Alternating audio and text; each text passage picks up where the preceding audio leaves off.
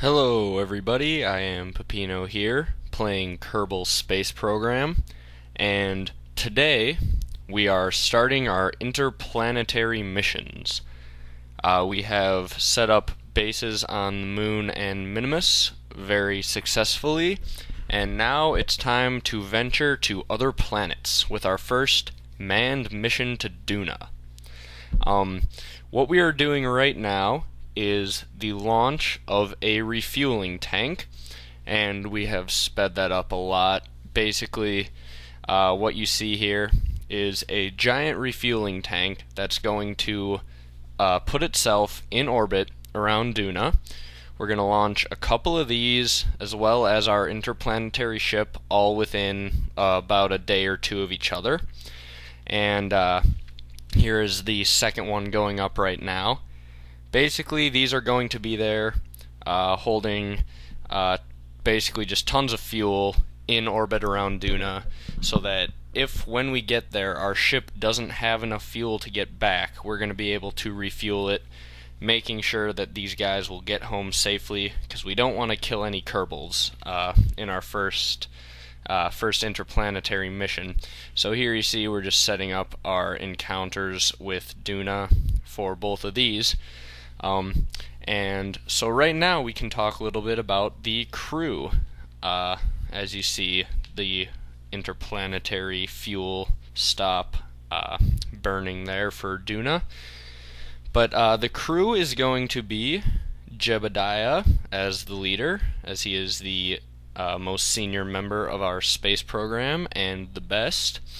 And he will be joined by one of our other famous Kerbals, going back to Season 1, one of our oldest Kerbals, Donkis Kerman, which is who we're going to get now. Donkis is currently living at the Lunar Arch base, and so, since we want our best and brightest to land on Duna, we had to send a lander to get him. So here's the lander, as you can see, landing on the surface of the moon, and it's landing near the moon base.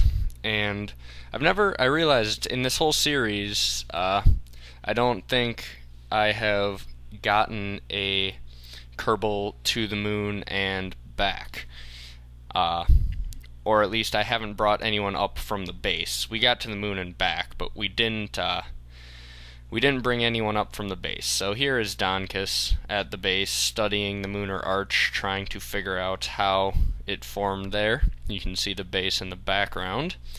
And all of a sudden, Bill, who is the commander at the moon base, comes up and has to tell him something. You can see there he's doing his observations. And then in just a minute, here comes Bill Kerman over to talk to him, as he's just received a transmission. The way of getting around on the moon, obviously, is EVAing and then sliding on your face. But anyway, there is Bill, and he hops up and runs over to Donkis and tells him, "Hey, Donkis, guess what? Jebediah has requested you for a dangerous mission to the surface of Duna. You're leaving right away. There's a ship here to pick you up. It's a couple kilometers away. Yada yada yada." They have their conversation. The reason I chose Donkis, like I said, is because he is awesome. He's been around since the earliest episodes of this series, and looking through the files on the Kerbals, he is the only other Kerbal I've had who has randomly had the badass trait enabled. For those of you who don't know what that is, Jebediah has it, and basically it means you're not scared of anything. So there we see Donkis, and he is fearless, and as he's being given the news that he's going on a very dangerous mission, he takes the news rather well and starts jumping around in excitement. And then he has to head off to EVA over to the ship. But anyway, so he gets on board the lander, and then we launch the interplanetary ship, the Star Blazer. That is what it's called, with Colin Kerman as the captain of the Star Blazer, and he will remain in orbit. It is a two-man lander but a three-man ship. He will remain in orbit around Duna, similar to how the Apollo moon landing went. And Colin is actually named after Michael Collins, the astronaut who remained in orbit around the moon on the Apollo mission. Well, Neil Armstrong and Buzz Aldrin went down to the surface. And here we have our third crew member, Jebediah Kerman. He is at the Jeb Kerman Space Station, and he is boarding the moon bus to go and pick up Donkis Kerman, who is currently in orbit around the moon. So there we go, we see the moon bus detaching from the space station and getting ready to make its mooner burn. Nothing like seeing the moon bus. I just love it. I don't know why. It's just a nice, simple design. I think it looks good, and it does its job. I don't know. Plus, its close flybys of the space station are always entertaining. But anyway, no, he is going to pick up Donkis, and then they will go to the Star Blazer, which is in low Kerbin orbit right now. And then the other two members of the crew will swap and go live at the space station. And so everything will keep running there. But yeah, take this time to mention I haven't had any videos in a while, and I'm sorry about that. I've been busy. Basically, the third quarter of school came to an end, which means I have to do all of my homework from the whole quarter that I didn't do so that I get decent grades. So haven't had a lot of free time lately.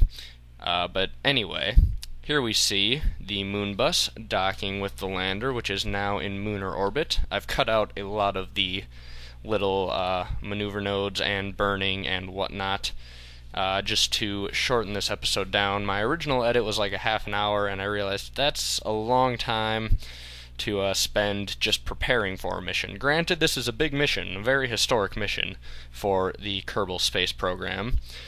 Putting Kerbals on Duna and bringing them back is a momentous occasion, but the preparation for it does not need to be half an hour. So I'm cutting it down, and hopefully you guys will like the shorter mission styles and don't need to see the long maneuver nodes as much as I have been showing them, because I'm thinking I'm going to try to do that from now on, is cut these down like this. And here we go, we have the IPS, which is interplanetary ship, the Star Blazer, and it's got a lander attached to the front. And you can see it here. It's currently got a little bit of extra fuel. Those 8 fuel towers on the sides, or whatever you want to call them, will detach after they use up their fuel. One of them's already detached, and we're going to use the one opposite of that to refuel the moon bus, and then detach that as well so that we're even and symmetrical. And so here we go, bringing it in for docking, which is a slow process. I was getting a bit of lag while it happened, but not too bad. And the one other thing you will notice is this mission and the next mission I'm going to do were recorded before 1.9 came out. That's how long it's been since I've had time to actually do this video editing.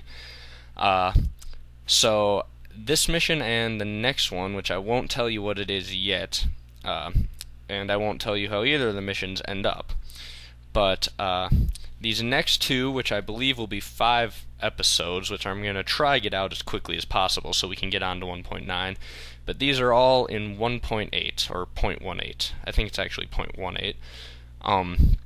But anyway, so yeah, we will get to 0.19 and awesome stuff that they added very soon, but we have some really cool missions ahead of that to show you. So, the very wobbly connection of the moon bus to the Star Blazer there, and I skipped the crew transfer and the fuel transfer to the moon bus because it was very long and laggy and whatnot. But so there we go. That is the Star Blazer. That is the ship designed to take our 3 brave Kerbals into Duna orbit, and then once we do that, we are going to detach the landing stage and hopefully land Jeb and Donkus Kerman on the surface of Duna. Then the landing stage will hopefully have enough fuel to bring them back up into orbit, redock with the Star Blazer, which if it needs to can refuel, and if not, it will bring them straight home where they can come safely back to Kerbin. So here we go, you see just the moon bus bringing it back to the space station where we can dock it, put the crew in their right positions and whatnot. Just cleaning house really at the end of the episode. But next episode is very, very big stuff. The next episode will encompass our journey, our attempted journey and attempted landing on Duna. And this is a historic mission, as I said before. We have done well within Kerbin's own sphere of influence, but we've never sent any Kerbals out of it. So this will be the farthest away from home any of the Kerbals have ever been. And hopefully they will be able to land safely and return. We've got an untested design with the Star Blazer and the lander, and I've never actually gone to Duna and back in any of my files on Kerbal Space Program. I've gone to Duna, and I've set up bases on Duna in other files, but never come back. And so this is a new challenge, completely untested, and something I've never done before, as we see the moon bus coming back. But yeah, like I said, really, really sorry about not having a lot of videos lately. But yeah, baseball season is starting, so I've got practice pretty much every day, as well as I had to do a lot of homework the past week or two. And right now I'm on spring break, and that's ending in 2 days, so I've got time right now to hopefully edit all these videos, so they should be coming out within the next couple days, and we will be moving on to 0.19 and all of that good stuff. Rovers and whatnot will be really fun. I'm currently, while I'm not video editing, testing some rover designs so that we will hopefully be able to send rovers to other planets. I haven't found one I really like yet, but I've only spent about 15 minutes on that, and then I decided, no, I need to stop playing, I need to do this video editing so I can get some videos out, actually. But here we see, with the beautiful sun in the background, slightly eclipsed by the moon, the moon bus docking, or attempting to dock, very, very slowly at the Jeb Kerman space station. And there it is. It is docked. So now we can just do fuel transfers and whatnot, and make sure the moon bus is always full.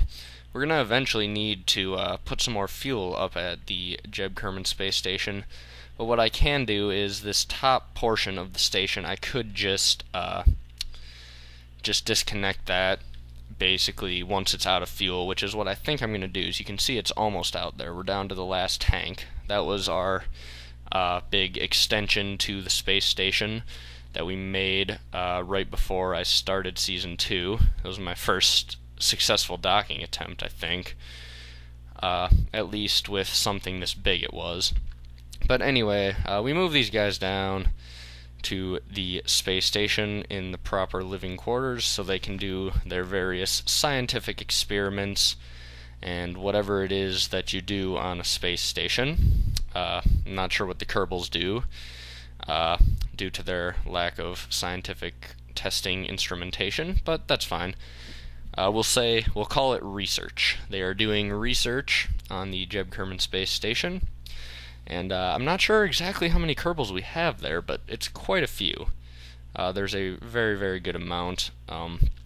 But anyway, just doing a little crew shifting around, and that's pretty much it for this episode. So thank you guys for watching. This is, like I said, just the preparation for our biggest mission yet, as we continue expanding our horizons, and next episode we will be sending our Kerbals to Duna.